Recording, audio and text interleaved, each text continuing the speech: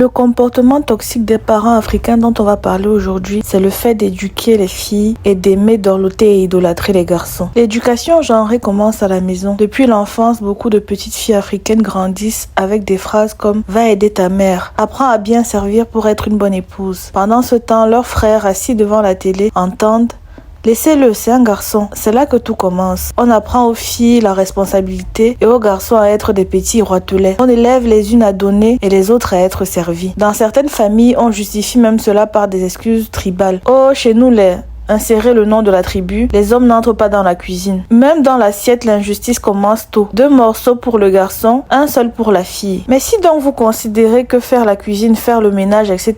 sont des tâches subalternes et que seules les femmes doivent les faire, alors est-ce à dire que vous considérez aussi les femmes comme étant subalterne? Le déséquilibre affectif au quotidien. Quand une petite fille fait tout, ménage, cuisine, lessive, personne ne la félicite. On agit comme si c'était normal, comme si c'était son rôle. Mais le jour où elle commet une petite erreur, on la gronde, on l'humilie, parfois on la frappe. On en parle à la famille, aux amis, on la ridiculise. Pendant ce temps, son frère, le même qui ne fait rien, ne subit jamais le même traitement. Le jour où il se lave, le jour où il lave une assiette, on l'applaudit. S'il fait bouillir du riz, on le célèbre comme un roi. Et sa mère devient la première à raconter à tout le monde à quel point son fils est responsable. Voilà comment naissent les déséquilibres. Les filles apprennent que leur valeur se mérite. Les garçons apprennent que la leur va de soi. Ces enfants grandissent.